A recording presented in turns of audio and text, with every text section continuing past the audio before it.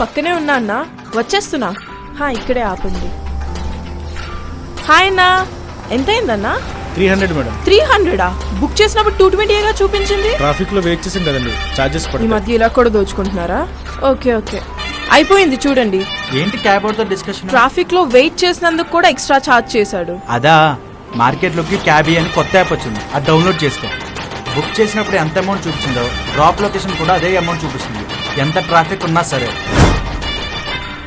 కలిసి వెళ్దాం, క్యాబీతో ఉందాం. Thanks to Cabbie services. Any time on time thanks to Cabbie services. Download now.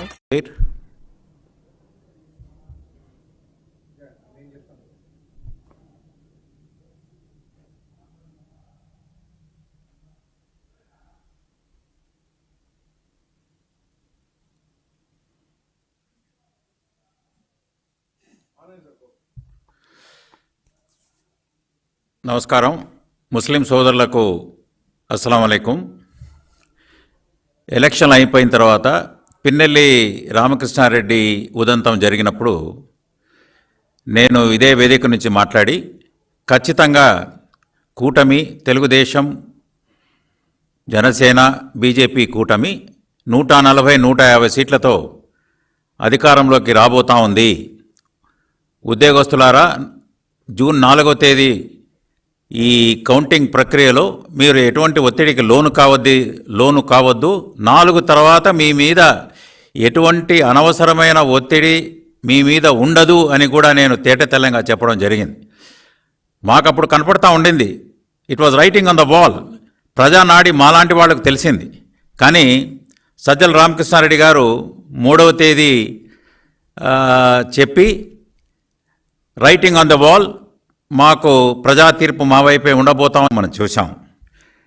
Jaganmohan Reddy గారు ఇప్పుడు 4వ తేదీ మనం గమనించాం, ఆయన మాట్లాడింది ఎంతో బేలగా, ఎంతో ఇదిగా. ప్రజా తీర్పును ఆమోదించే పరిస్థితిలో ఆయనకు మనసు ఒప్పక, ఆయన ఏం జరిగిందో తెలియదు, అనుమానాలు ఉన్నాయి, ఆధారాలు లేవు. ఇదే 2019లో కూడా కొందరు ఆయనకు ఈ ఈవీఎం చెప్పకనే చెప్పారు. ఆయన జగన్మోహన్ రెడ్డి గారు ఈవీఎంల మీద అడిగినప్పుడు కనపడుతుంది కదా, 2019లో ఆయన చెప్పింది, ఎవరికి ఓటు వేశారో మనకు తెలుస్తుంది కదా, సైకిల్కు వేస్తే సైకిల్కు, ఫ్యాన్కు వేస్తే ఫ్యాన్కు కనపడుతుంది కదా, ఇందులో అనుమానం ఏముంది అన్నారు. ఇప్పుడు ఆయన అదే జగన్మోహన్ రెడ్డి గారు పెద్దలు, అనుమానాలు, ఆధారాలు అనే పద్ధతి వాడడం, ప్రజా తీర్పును అపహాస్యం చేసే విధంగా మాట్లాడడం.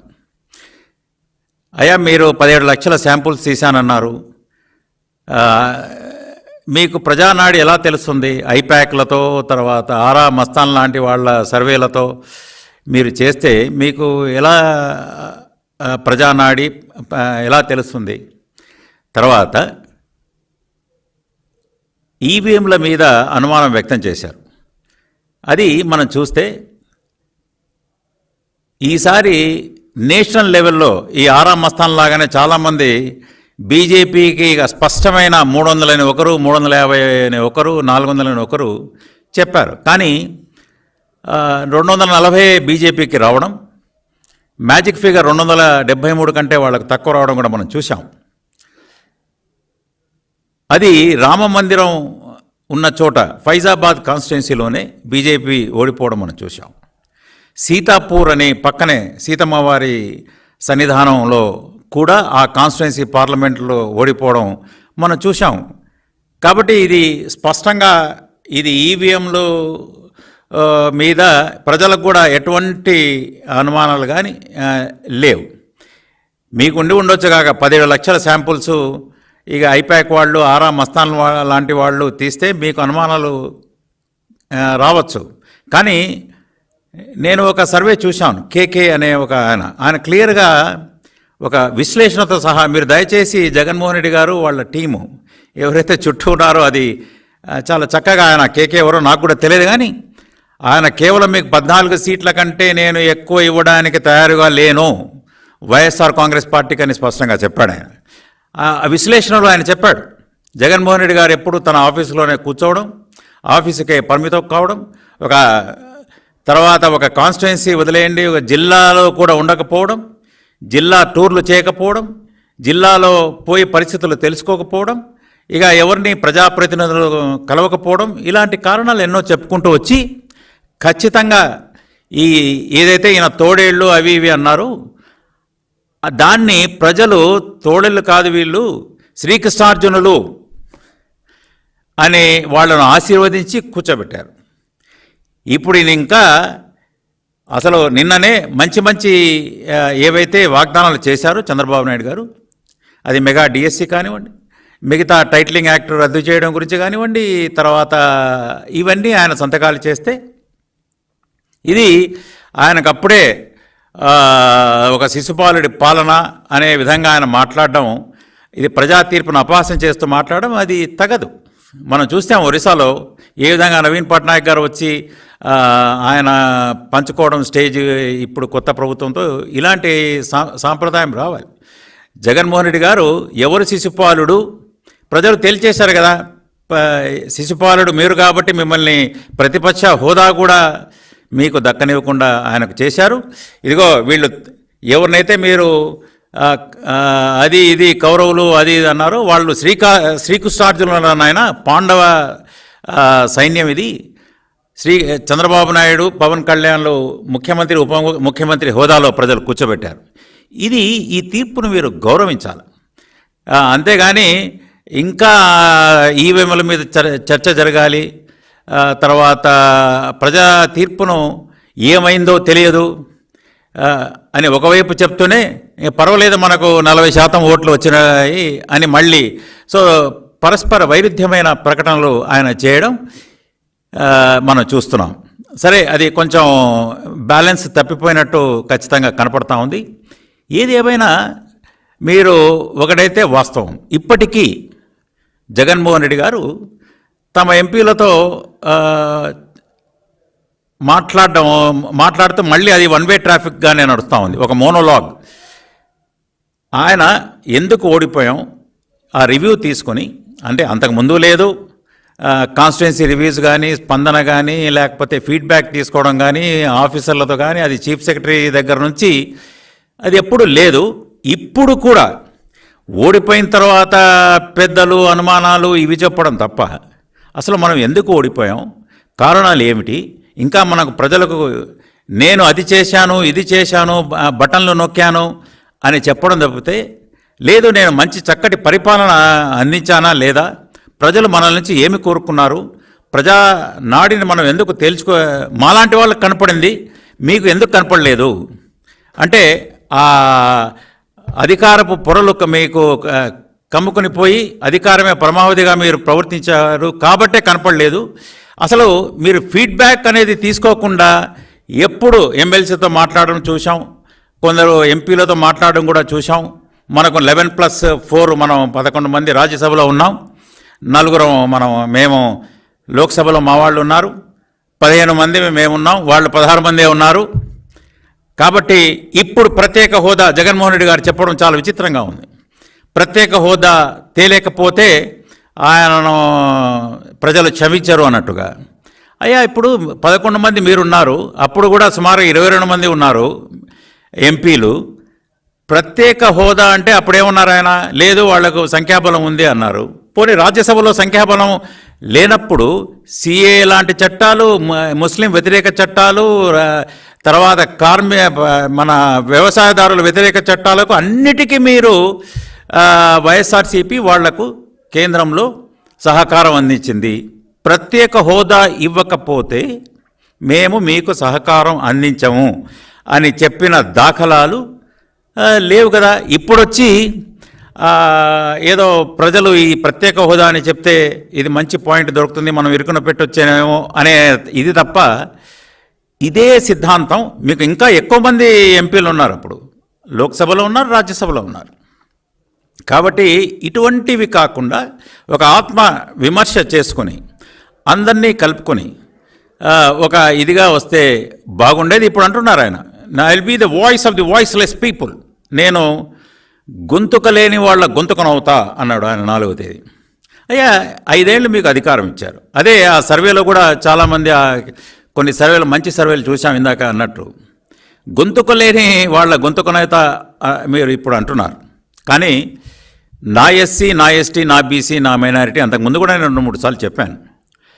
మీరు అంటూనే ఉన్నారు కానీ సాధికారత గురించి అన్నారు. బీసీల సాధికారత, మైనారిటీల సాధికారత, మహిళల సాధికారత. మీరు వాళ్ళ గొంతుకు లేని ప్రజల ప్రతినిధుల గొంతుకను మీరు వాళ్ళ సామాజిక వర్గాల సమస్యలు కానీ, తర్వాత వాళ్ళ కాన్స్టిట్యున్సీ నియోజకవర్గాల సమస్యలు కానీ, మౌలిక సదుపాయాల గురించి నియోజకవర్గాలు కానీ మీరు ఎప్పుడు వాళ్ళ గొంతుకలు మీరు వినలేదు. ఇక ప్రజలంటారా, మీరు ఎప్పుడు కూడా నిన్నటి నుంచి చూస్తున్నాం. ఇప్పుడు నేను ఈ పార్టీ ఆఫీస్ తెలుగుదేశం నుంచి మాట్లాడుతున్నా. ఇప్పుడే ప్రజలు ఉన్నారు. పొద్దున లోకేష్ గారి దగ్గర అప్పుడే దర్బార్ మొదలైంది. పక్కన తెలంగాణలో కూడా ప్రజా దర్బార్ మొదలైంది. జనం ఇప్పుడు స్వేచ్ఛావాయులు ఆ రోజు ఇప్పుడు పిలుచుకుంటున్నారు. మీకు ప్రజానాడు ఎందుకు అందలేదంటే మీరు దమన నీతిని ప్రదర్శించారు, ప్రజలను అణిచిపెట్టారు, అక్రమ కేసులు పెట్టారు, నిర్బంధించారు. ఆ దమన నీతి వల్ల ప్రజలు మాట్లాడలేకపోయారు. అందుకోసం మీరు మీకు కనపడలేకపోయింది. ఇప్పుడు వాయిస్లెస్ పీపుల్ యొక్క గొంతుకను మీరు అప్పుడు విని ఉంటే బాగుండేది. వాళ్ళ ప్రతినిధుల గొంతును విని ఉంటే బాగుండేది. నేరుగా వాళ్ళను కలిసి మీరు విని ఉంటే బాగుండేది. ఖచ్చితంగా మీకు వాస్తవాలు తెలిసి ఉండేవి. మీకు వారసత్వంగా రాజకీయం వచ్చింది. మీరు రాజశేఖర రెడ్డి గారి కొడుకు కాబట్టి, వైఎస్ఆర్ ఇది కాబట్టి కొడుకుగా మిమ్మల్ని గుర్తించారు. మీరు ఒక బిజినెస్ మ్యాన్గా కార్పొరేట్ కల్చర్కు అలవాటు పడ్డారు. చాలామంది చెప్తుంటారు, ఇప్పటికీ చెప్తున్నారు. అప్పుడు కూడా 6 తర్వాత సాయంత్రం మీరు దొరకరు, పొద్దున 10కో వస్తారు. తర్వాత సెక్రటరియట్ లేదు, ఎమ్మెల్యేలు ఎంపీలను కలిసేది లేదు, ఒక సెలెక్ట్ ఫ్యూను తప్ప కలవడం అనేది ప్రజలు ఇప్పటికీ మీ ప్రతినిధులు చెప్తుంటారు, మీ కార్యకర్తలు చెప్తుంటారు. నాలాంటి వాళ్ళు కూడా ఎప్పుడు నేను మిమ్మల్ని కలవలేకపోయా, ఎప్పుడో 2-3 సార్లు తప్ప. అపాయింట్మెంట్ల కోసం రోజులు కాదు నెలలు వేచి ఉండాల్సిన పరిస్థితి. కాబట్టి ఇప్పుడు ఎవరు నమ్మే స్థితిలో లేరు. Voice of the voiceless people మీరు కాలేరు. మీరు ఒక కార్పొరేట్ కల్చర్ నుంచి బయటపడలేని స్థితిలో ఉన్నారు అని మనం తెలియజేసుకుని, మీ దగ్గర రావాలంటేనే ఒక 6 అంచెలు 12 అంచెల భద్రతా వలయాలు ఉండేవి. అది ఇప్పుడు దాన్ని మీరు మార్చాలి. ఇప్పుడు మళ్ళీ అంటున్నారు ఆయన ఇంకొకటి, నాకు సత్వం ఉంది, అంతకుముందు 14 నెలలు పాదయాత్ర చేశాం, ఇప్పుడు నాకు సత్వం ఉంది, నేను తిరగలను.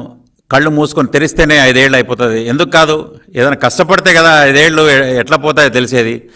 కష్టం అనేది తెలియదు, ప్రజా సమస్యలు మీకు తెలియవు. నేను బటన్లోనే మీ టైం అంతా అయిపోయింది. కాబట్టి ఈ కార్పొరేట్ కల్చర్కు, మీకు ప్రజలకు మంచి చేసే కల్చర్ మీకు లేదు. అధికారమే పరమావధిగా మీ యొక్క ఈ అపోజిషన్లో ఉన్నప్పుడు, తర్వాత ప్రభుత్వంలో ఉన్నప్పుడు కూడా అదే తంతు మీది కొనసాగింది. ప్రతిపక్షం లేకుండా చేయాలనే మీ యొక్క ఆలోచన అది ఒక రకంగా దుర్మార్గపు ఆలోచన ప్రజాస్వామ్యంలో. ఆఖరి నిమిషంలో ప్రతిపక్ష నాయకుడి మీద కేసులు, ఆఖరి నిమిషంలో ఏదో కేసు పెట్టి ఇబ్బంది పెట్టి అసలు తెలుగుదేశం, జనసేన, బీజేపీ క్యాడర్స్ను కూడా ఒక అయోమయంలో పడేసి అనేది ప్రతిపక్షం లేకుండా చేయాలనే ఇదిని ప్రజలు తిప్పికొట్టారు. ఈరోజు మిమ్మల్ని ప్రతిపక్ష హోదా లేకుండా చేశారు అనే దాన్ని మీరు జీర్ణించుకోవాలా, వాస్తవ స్థితుల్ని గ్రహించాలా. మీరు ఇక ఈ వాస్తవ స్థితుల్లోకి రావాలి. ఇంకా మీరు ఈ 5 ఏళ్ళు అట్లా కళ్ళు మూసుకుంటే గడిచిపోతుంది, ఇంకా వీళ్ళను ఆడిపోసుకోవడం కాదు. మీ వైపు మీ మనసులో మీరు దూరి నేను ఎందుకు ప్రజల యొక్క విశ్వాసాన్ని చూరగొనలేకపోయాను అనేది. ఎప్పుడు కూడా మీ క్యాడర్స్ మీరు చెప్పాడంటే చేస్తాడంతే అని. అయ్యా మీకు మీరే బెంచ్ మార్కులు పెట్టుకుని అసలు మీ బెంచ్ మార్క్ ఏమిటి? 35%, 70%, 80%? ఏం చెప్పారు మీరు? ఇదిగో నేను ఈ 5-6 అంశాలమే చేస్తాను, అమ్మ ఒడి వేశాను అంటారు. ప్రజలకు మీరు ఓట్లు వేసి మిమ్మల్ని గెలిపించింది అంటే మీరు ప్రజలకు మంచి పాలన అందించడానికి అసలు మీ బాధ్యత అది. స్కూలింగు వసతి కల్పించడం మీ బాధ్యత, ప్రజలకు సౌకర్యాలు మెరుగైన ఆసుపత్రి సౌకర్యాలు కల్పించడం మీ బాధ్యత, వ్యవసాయదారులను ఆదుకోవడం మీ బాధ్యత. అనేమంటాడు జగన్మోహన్ రెడ్డి గారు ఒక 5-6 అంశాలు చెప్పి నేను అమ్మ ఒడి ఇచ్చా, అమ్మ ఒడిలో మీరేమి నాకు విశ్వసనీయత ఉంది అన్నాడు. మీరు ఖచ్చితంగా నేను చెప్తున్నా, ఒక ముస్లింలకు మాత్రమే వాళ్ళ అంశాలు తీసుకుని కొన్ని చెప్పదలుచుకున్నా. ముస్లింలకు కృతజ్ఞతలు కూడా చెప్తున్నా. ఏ వర్గం కూడా మిమ్మల్ని నమ్మలేదు. మైనారిటీలు నమ్ముతారేమో, బీజేపీతో పొత్తు పెట్టుకున్నందుకు నన్ను నమ్ముతారేమో అనుకున్నాడు ఆయన. కానీ ఎందుకు నమ్మలేదంటే ఆయన మాటల్లోనే ఇదిగో దుల్హన్ పథకం మీకు ₹1,00,000 ఇస్తానన్నాడు ఆయన. ఎక్కడ ముస్లింలందరూ నమ్మి ఓటు వేశారు. అప్పుడు 2019లో 50,000 కూడా చంద్రబాబు నాయుడు గారు నేను పదే నా క్యాంపెయిన్లో చెప్పాం. సుమారుగా 200 కోట్లు 40,000 మందికి చంద్రబాబు నాయుడు గారు ఇచ్చారు. పోస్ట్ మెట్రిక్ స్కాలర్షిప్స్ ఇచ్చారు. 4% రిజర్వేషన్ కాపాడింది కూడా చంద్రబాబు నాయుడు గారు.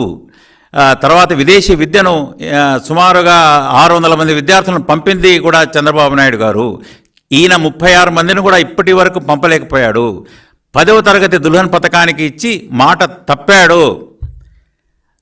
తర్వాత కేంద్ర పథకం నుంచి రావాల్సిన ముస్లింల మైనారిటీలకు ప్రధానమంత్రి జన్ వికాస్ కార్యక్రమం అని 60% నిధులు 400 కోట్లు వస్తే హాస్టల్స్, పాలిటెక్నిక్స్, తర్వాత రెసిడెన్షియల్ స్కూల్స్, తర్వాత ఇటువంటివి మైనారిటీలకు కేవలం 200 కోట్లు 40% రాష్ట్ర వాటా దానికి యాడ్ చేయకుండా ఆ 400 కోట్లు మైనారిటీ స్కూళ్లకు, పాలిటెక్నిక్లకు కావాల్సిన నిధులను దారి మళ్లించి ఈ పాడుబడిన శిథిలావస్థలో కొన్ని బిల్డింగ్ లేచినా కూడా అలాగే ఉండిపోయిన స్థితి మైనారిటీలకు గ్రహించారు.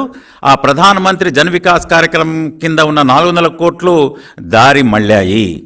అదే తెలంగాణలో పక్క రాష్ట్రంలో 100 స్కూళ్ళు మైనారిటీలకు వాళ్ళు పెట్టారు. ఇది నేను ఒక డిపార్ట్మెంట్ మాత్రమే తీసుకున్నా. వారు ఏం చెప్పేవాళ్ళంటే ఇదిగో ఈ 5-6 చేస్తాను, ఇది అమ్మ ఒడి, తర్వాత ఇది నేతన్న నేస్తం, తర్వాత చేయుత, ఇది నేను 100% చేశాను అని. అయ్యా మిగతా ఇది చెప్పాను కదా ఇది చేసేసాను అంటాడు. అయ్యా మిగతావి సర్పంచులు, పంచాయతీలు, నిధులు, తర్వాత రోడ్లు, మౌలిక సదుపాయాలు, నీటి వసతులు, ప్రాజెక్టులు అంటే అవి నేను చెప్పలేదు కదా అంటారేమో మరి. సో మీకు మీరే వీళ్లకు ఈయనే జగన్మోహన్ రెడ్డి గారు కొన్ని ప్రామాణికాలు ఆయనే పెట్టుకొని చంకలు గుద్దుకునే పరిస్థితి. నేను మొత్తం చేసేసాను, 100% చేశాను అని చెప్పుకోవడం ఇది అంటే వాస్తవిక స్థితిలో లేడు కాబట్టే మిమ్మల్ని ప్రజలు చీకొట్టారు. వ్యవస్థలు మీరు ఈయన జగన్మోహన్ రెడ్డి గారు వ్యవస్థలను మాయం చేసేశారు. అయ్యా స్టేట్ బడ్జెట్ ఒకటి ఉంటుంది, ఇవి కాక కేంద్రం నుంచి అప్పులు సుమారుగా 13.5 లక్షల కోట్లు, అదిగాక రాష్ట్ర ప్రభుత్వ బడ్జెట్. ఈయనే స్వయంగా ఆయనే మొన్న కూడా చెప్పారు ఆయన జగన్మోహన్ రెడ్డి 2.7 లక్షల కోట్లు నేరుగా బటన్ నొక్కి, ఎప్పుడు బటన్ మీదనే ఆయన యొక్క దృష్టి, బటన్ నొక్కి వేశాను. ఎందుకు ఓట్లు రాలేదో కానీ మీరు ప్రజలకు చెప్పలేదే నేను రోడ్లు వేయనని, ప్రజలకు చెప్పలేదే మీరు ప్రాజెక్టులు తేనని, ప్రజలకు చెప్పలేదే మీరు మౌలిక సదుపాయాలు పెన్షన్లకు పెన్షన్ ఇవ్వనని, మీరు ప్రజలకు చెప్పలేదే ఈ పోలీస్ వాళ్లకు కానీ మిగతా వాళ్ళకు కానీ ఇదిగో మీకు రావాల్సిన అలవెన్స్లు ఇవ్వము అని, ఉద్యోగస్తులకు చెప్పలేదే అయ్యారు ఇవ్వమని. ఇట్లా ప్రతి రంగానికి మీరు అయ్యా ఇది చేస్తారనుకున్నారు కానీ ప్రజలు అసలు మొత్తం ఎగ్గొట్టి ఏదో బటన్లు నొక్కి మీరు ప్రజలకు చెప్పలేదే శాండు నేను మళ్ళీ దాన్ని ఏదో రీటెండరింగ్ చేసి ఇది చేస్తానని. తర్వాత ఇదిగో నాసిరకం లిక్కర్ ఇప్పుడు విశ్వసనీయత అన్నారు. 2024లో 5 స్టార్ హోటల్స్కు తప్ప నేను మద్యం ఎక్కడా రాకుండా చేస్తాను అని మీరు చెప్పారు. మరి అది మీరు విశ్వసనీయత కోల్పోయారు కదా. ఇది చెప్పలేదే, మరి చెప్పింది కూడా మీరు చేయలేదే. చెప్పాడంటే చేస్తాడంతని మీరు బాగా సంకలు గుద్దుకోవడం తప్ప సో ఎందుకు మీకు ప్రజలు ఆదరించలేదు అనేది మీరు తెలుసుకొని, సో ఇది మీరు ఖచ్చితంగా గమనించాలి. ఇప్పుడు ఎమ్మెల్సీలలో మాకు బలం ఉంది కాబట్టి మీరు బాగా పోరాడండి, అన్ని చట్టాలు మంచివి కూడా చెడ్డవి అడ్డుకోండి అనే విధంగా చెప్పడం జరిగింది. దాండే నేను కూడా అప్పుడు ఎమ్మెల్సీగా ఉన్నా. అప్పుడు లేదు ఇది అనవసరం, దుబారా ఖర్చు, అది ఇది తీసేస్తేనే బెటర్ అని మీరు రాజ్యసభకు కూడా అసెంబ్లీలో పాస్ చేసి, తర్వాత మీకు సంఖ్యాబలం పెరిగే కొలది మళ్ళీ ఉండాలన్నారు. కానీ అది ఇంకా రాజ్యసభకు పోయినట్లేదు. మొదట పంపిందే ఈ ఎమ్మెల్సీల సభను, అప్పర్ హౌస్ని, లెజిస్లేచర్ను, కౌన్సిల్ను రద్దు చేయమనేదే ఇప్పటికే ఉంది అక్కడ. కాబట్టి ఈ నాయకులు కూడా ఇప్పటికి చెప్తున్నారు చాలామంది నాయకులు మాతో, అయ్యా ఏమిటి ఆయన ముందులాగానే తనకు తానే తన గ్రాఫ్ బాగుంది, మా గ్రాఫ్ బాగలేదు అని ఎప్పుడు చెప్పేవాడు. అసలు ఆ ప్రామాణికమే ఏమిటో మాకు తెలిసేది కాదు. ఇప్పుడు అదే పద్ధతి ఇప్పుడు కొనసాగుతూ ఉంది. అసలు ఆయన తనకు తాను ఆత్మవిమర్శ ఎప్పుడు చేసుకోవట్లేదు. ఇప్పుడు ఏ విధంగా ఈ కేసులు కూడా రాబోతున్నాయి. జగన్మోహన్ రెడ్డి గారు 10 సంవత్సరాలుగా బెయిల్లో ఉన్నారు. వాళ్ళ నాయకుల యొక్క వాళ్ళ సీరియస్ కన్సర్న్స్ ఉన్నాయి. వాళ్ళు ఆలోచిస్తున్నారు, ఈ పార్టీ మన కూడా ఉంటుందా. ప్రతి వారం ఆయన ఇంకా కోర్టుకు హాజరు కావాల్సిన పరిస్థితులు ఉన్నాయి. గోడ మీద రాత అని సజ్జల గారు అన్నారు. ఆ గోడ మీద రాత స్కాములు కనపడుతున్నాయి. ఒక్కొక్క స్కామ్, మైన్స్లో రాయల్టీల స్కాము నేను కూడా చూశాను. మొన్న అనంతపూర్లో ఏదో రాయల్టీ వసూలు చేయాలని ఎవరు ప్రసాద్ రెడ్డి అట. తర్వాత నిన్న కూడా చూసాం రోజా గారు, ఈ తర్వాత Sai sports authority of India వాళ్ళు ఆడుదాం ఆంధ్ర కార్యక్రమంలో, కొనుగోలు కార్యక్రమంలో అవి స్కాములు, తర్వాత ఈ లిక్కర్ స్కాములు అసలు కనపడుతున్నాయి. ఏ విధంగా క్యాష్ డీలింగ్స్ ఇన్ లిక్కర్, ప్రభుత్వ సంస్థల నుంచి ప్రైవేట్ వాళ్ళు వచ్చి క్యాష్ తీసుకుపోవడం ఒకటే. అంటే పైకేమో మనసా వాచా కర్మణాలు లేదు. నిన్ను వలె నీ పొరుగు వారిని ప్రేమించమని ఈయన ఒక పవిత్ర బైబిల్లోని అంశాన్ని జగన్మోహన్ రెడ్డి గారు మర్చిపోయారు.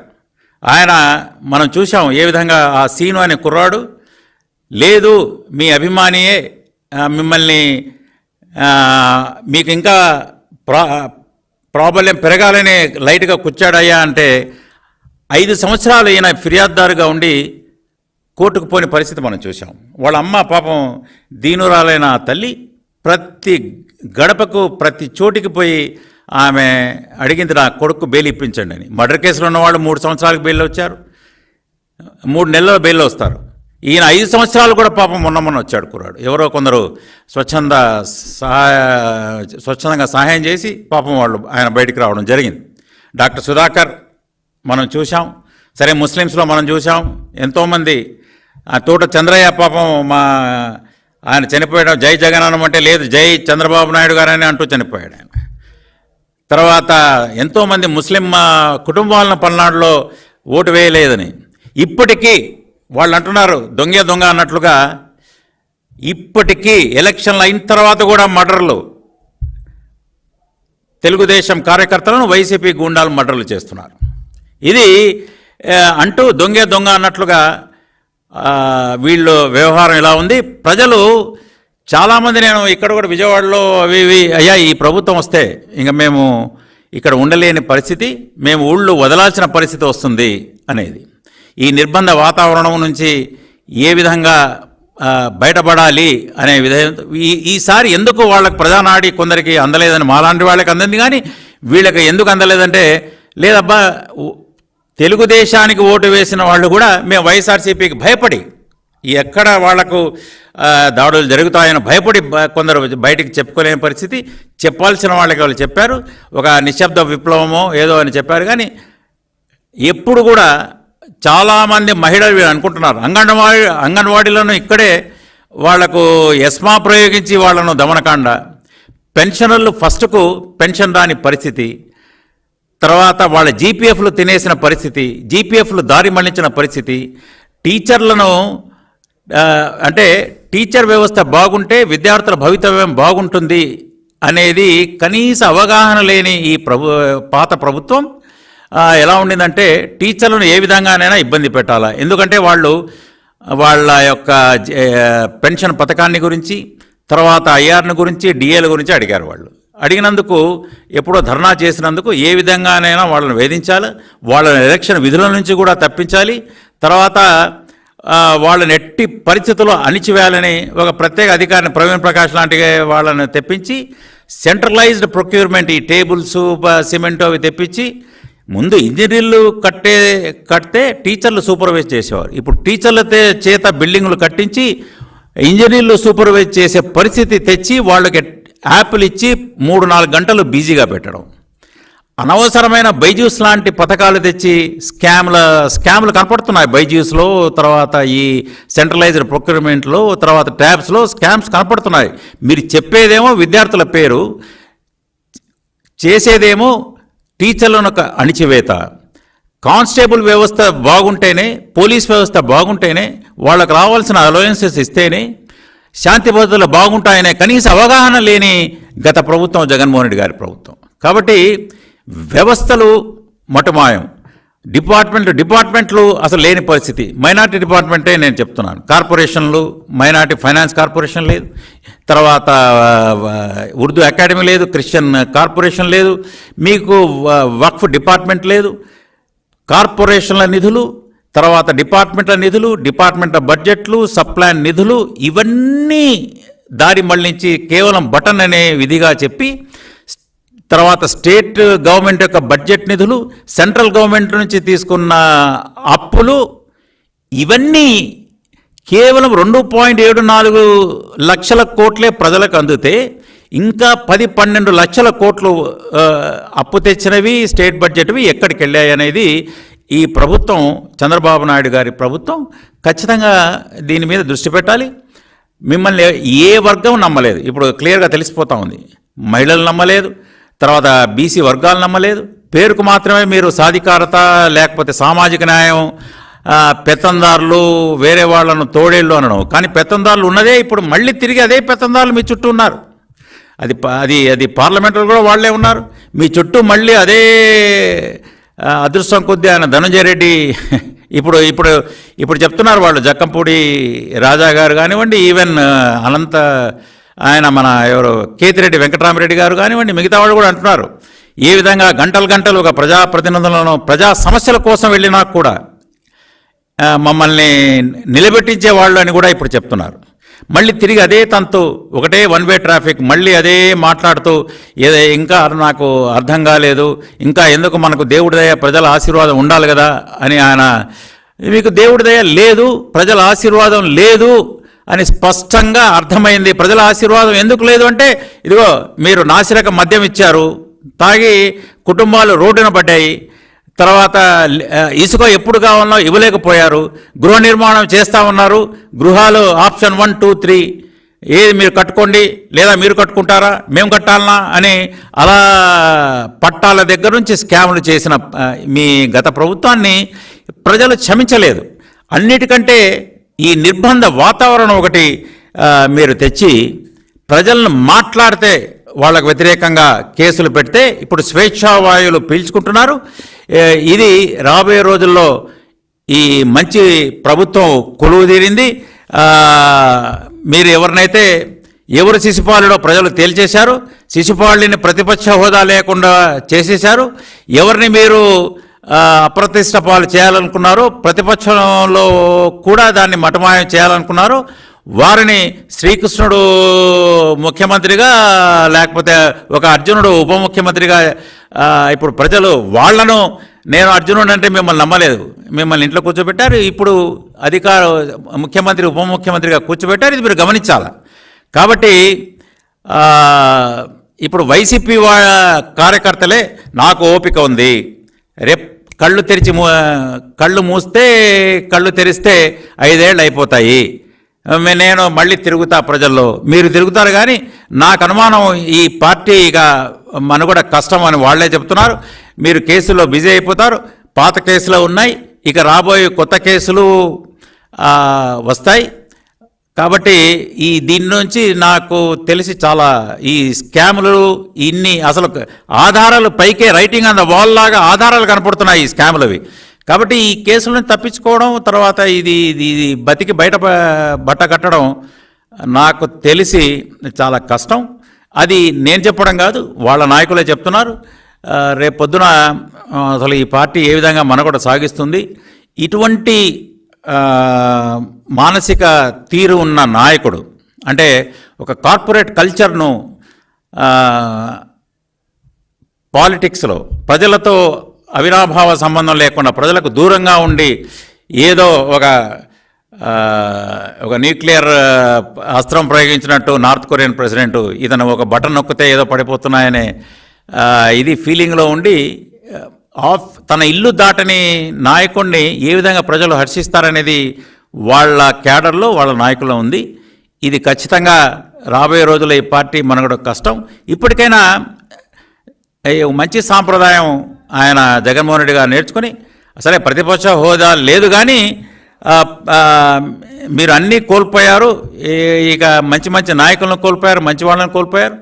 ఇప్పటికైనా మీరు తెలుసుకొని ప్రజా తీర్పునకు శిరసావహించి ప్రజా తీర్పుని శిరసావహించి గౌరవించి ఒక నిర్మాణాత్మకమైన ఒక పార్టీగా మీరు వ్యవహరించాలని, నాయకుడిగా వ్యవహరించాలని వారిని కోరుతున్నా. నమస్కారం.